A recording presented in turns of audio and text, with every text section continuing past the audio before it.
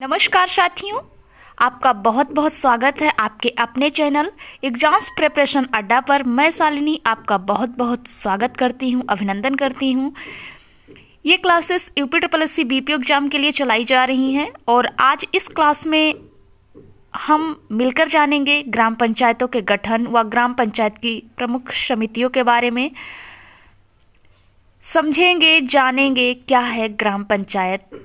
अगर आप गांव से बिलोंग करते हैं तो आपको पता होगा कि ग्राम पंचायत क्या होती है, ग्राम सभा क्या होती है।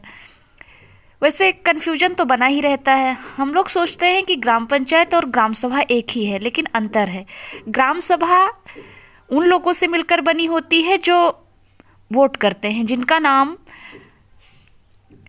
वहाँ की निर्वाचक नामावली या फिर वोटर लिस्ट में जिनका नाम सम्मिलित होता है, उनसे मिलकर ग्राम सभा बनी होती है। और ग्राम सभा द्वारा जिन लोगों का निर्वाचन होता है, जो लोग चुने जाते हैं, उन लोगों से मिलकर ग्राम पंचायत बनी होती है। उम्मीद है आपको चीज़ें समझ आई होंगी। चलिए ठीक है, अब हम अधिनियम की भाषा जानते हैं और शुरू करते हैं अपनी इस क्लास को। तो यूपीजीपी एक्ट 1947 की धारा 12 बताती है कि ग्राम पंचायत क्या होगी, ग्राम पंचायत का गठन कैसे होगा।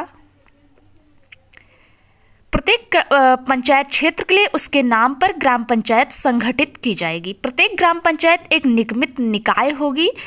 प्रत्येक ग्राम पंचायत में एक प्रधान और सदस्य जनसंख्या अनुसार होंगे। 1000 की जनसंख्या पर 9 सदस्य चुने जाएंगे। 1000 से 2000 की जनसंख्या है, 1000 से 2000 के बीच की जनसंख्या है तो 11 सदस्य, 2000 से 3000 की जनसंख्या पर 13 सदस्य और 3000 से अधिक की जनसंख्या है तो वहाँ 15 सदस्य निर्वाचित किए जाएंगे।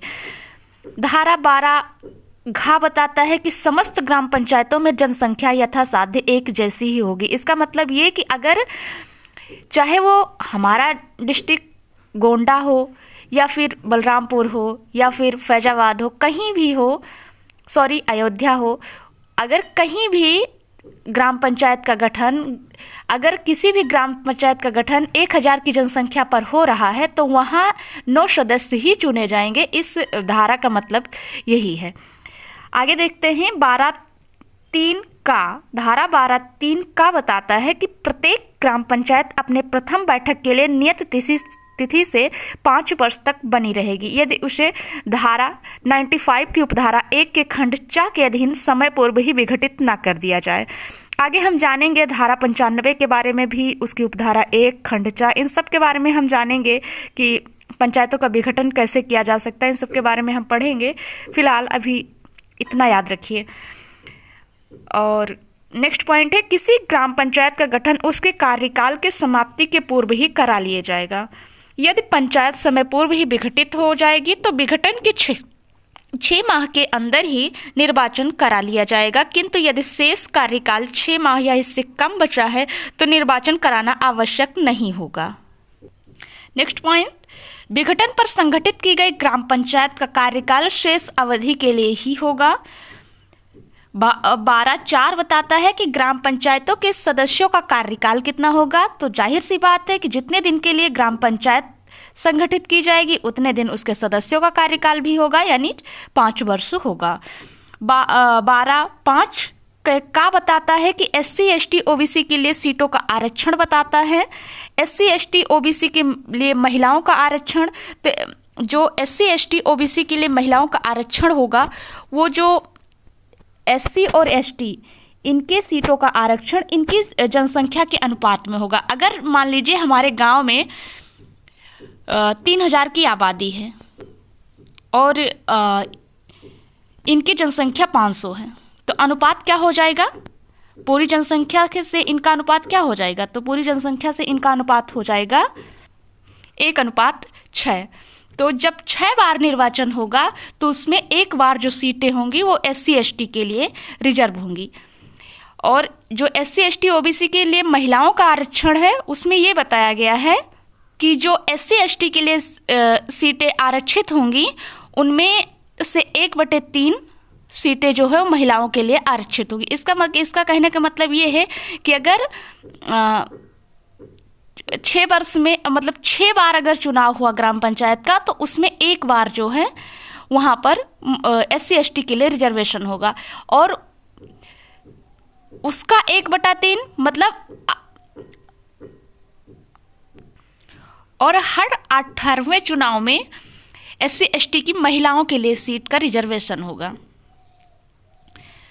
धारा 5 गा बोलता है कि 1/3 सीटें महिलाओं के लिए आरक्षित होगी। इसका कहने का मतलब है कि अगर 3 बार चुनाव हुआ तो हर तीसरी बार जो ग्राम पंचायत का चुनाव होगा उसमें जो सीटें हैं वो महिलाओं के लिए आरक्षित होंगी। इसमें SC/ST के लिए नहीं बोला गया है।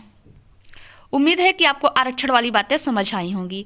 नेक्स्ट देखते हैं UPGP एक्ट 1947 की धारा 12 क्या बोलती है, तो निर्वाचन की रीति बोलती है। तो प्रधान अथवा ग्राम पंचायत के लिए सदस्यों के पदों का निर्वाचन गुप्त मतदान प्रणाली से मतपत्रों द्वारा होगा, या फिर जैसा राज्य चाहे, ये राज्य के ऊपर निर्भर करता है। 12 क्या बोलता है कि UPGP एक्ट 1947 UPGP एक्ट संख्या 9 1994 की धारा 19 में प्रधान और सदस्यों के भत्ते के बारे में बताया गया है। 12 है ग्राम पंचायतों के बैठकों के बारे में बताया गया। कार्य संपादन के लिए ग्राम पंचायत की बैठक सामान्यतः प्रत्येक मास में कम से कम एक बार होगी, किंतु 2 लगातार बैठकों के बीच 2 माह से अधिक का अंतर नहीं होगा। किसी ग्राम पंचायत की प्रथम बैठक उसके संगठित होने से 30 दिन के भीतर होगी। धारा 12 ख ग्राम पंचायत के निर्वाचनों का आरक्षण एवं नियंत्रण के बारे में बताता है, जिसको हमने सबसे पहली वीडियो में डिस्कस किया था। और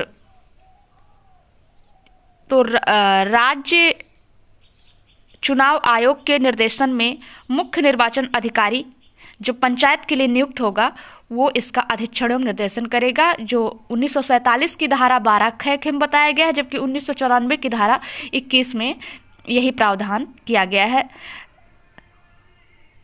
राज्य सरकार राज्य चुनाव आयोग की परामर्श से निर्वाचन या उपनिर्वाचन की तिथियों की घोषणा करेगा।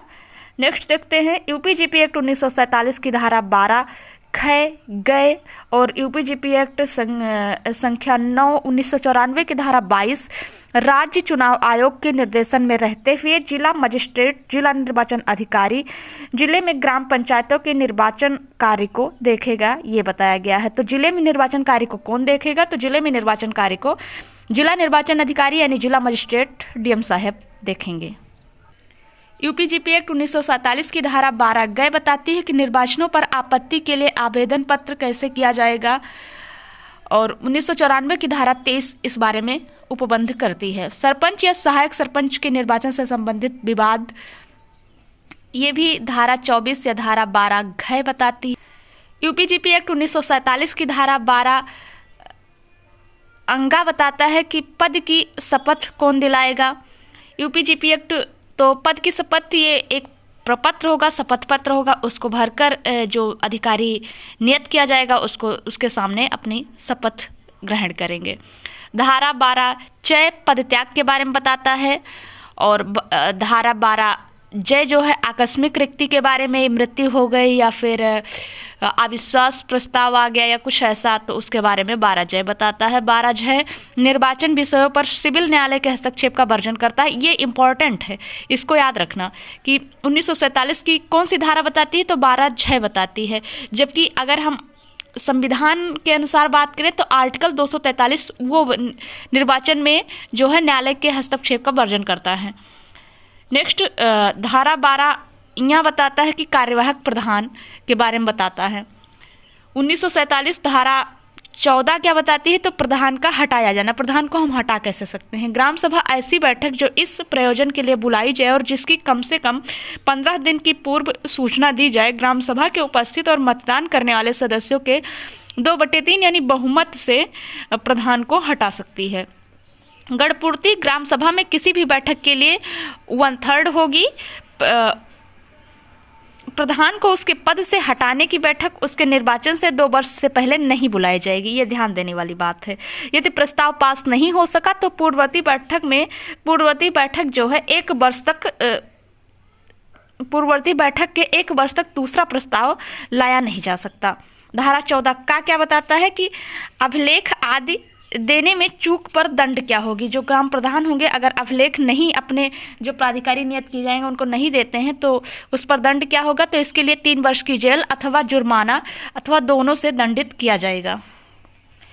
यूपीजीपी एक्ट 1947 की धारा 29 और यूपीजीपी एक्ट संख्या 33 1999 की धारा 3 प्रत्येक ग्राम पंचायत ऐसी समिति या समितियों जैसी राज्य सरकार अधिसूचित करे ग्राम पंचायत के कार्यों के संपादन में सहायता के लिए संगठित करेगी।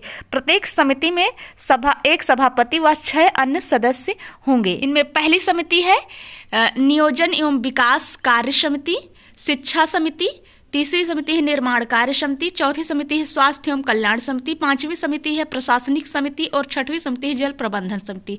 आज के लिए बस इतना ही, कल मिलेंगे नेक्स्ट टॉपिक के साथ। तब तक के लिए जय हिंद।